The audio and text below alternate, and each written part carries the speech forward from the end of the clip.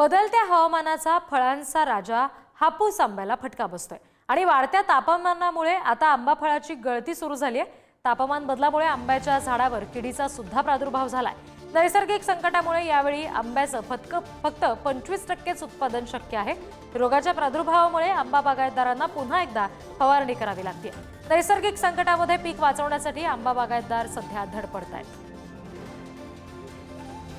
बदलत्या हवामानाचा फटका आंबा पिकाला बसतोय। यंदा फक्त 25%च उत्पन्न होईल आंब्याचं, असं सुद्धा सध्या म्हटलं जातंय, कारण बदलत्या वातावरणाचा फटका बसतोय आणि किडीचा सुद्धा प्रादुर्भाव होतोय।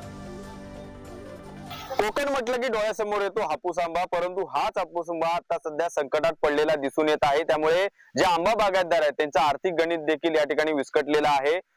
जवळपास त्याचं या ठिकाणी प्रमाण वाढलेलं आहे कोकणामध्ये आणि याचा सर्वाधिक फटका हा कोकणचा राजा हापूस आंबाला लागलेला आहे।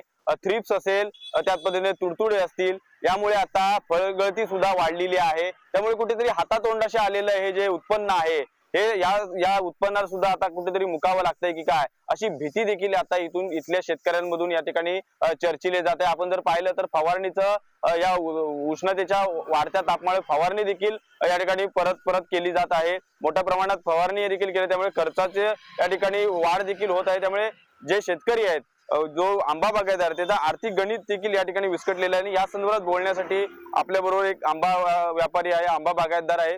काय सांगाल, एकंदरीत वाढतं तापमान आणि आंबा बागायतदार एकंदरीत पूर्णपणे चिंतेत आहेत? आंबा हा आता ही बघा, हा जो आंबा आहे ना, हा किडीमुळे खराब झालेला आंबा आहे। हा आंबा जर आता तयार व्हायला एप्रिल महिन्यामध्ये हा आंबा तयार होऊ शकतो आपला। मग असेच बरेच आंबे तिकडे आपले गळून गेलेले आहेत। त्याच्यानंतर दुसरा त्रास होतोय तो आम्हाला, म्हणजे ह्याचा उष्णतेमुळे आंबा भाजला जातो। जसं आपल्याला चटके बसतात तसेच जेवढा आंबा मोठा झालेला असेल त्याला चटके बसतात आहेत आणि तो आंबा भाजून खाली गळतोय। अक्षरशः म्हणजे आम्हाला आता असं वाटतंय की जेमतेम 15 ते 20% उत्पन्न आपलं शिल्लक राहिलेलं आहे आणि त्या शिल्लक उत्पन्नासाठी आम्ही ही फवारणी करतोय। लाखो रुपयाचा खर्च झालाय। पहिला मुळात आम्हाला त्रास होता थ्रिप्सचा।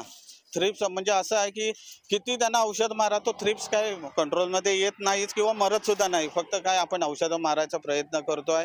फक्त एक आशा आहे की आज ना उद्या होईल, आज ना उद्या होईल। आज जवळजवळ हे 5-6 वर्ष बराच त्रास आम्ही हा भोगलेला आहे। आता प्रयत्न आमचे तर चालू आहेत, बघूया आता त्यातनंच काय होतंय ते। तर नक्कीच आपण पाहिलं तर या बदलत्या वातावरणामुळे आंबा पूर्णपणे भाजून गेलेला आहे आणि इथला जो आंबा बागायतदार हा पूर्णपणे हतबल झालेला आपल्याला दिसून येत आहे। राजन चव्हाण, पुढारी न्यूज, रत्नागिरी।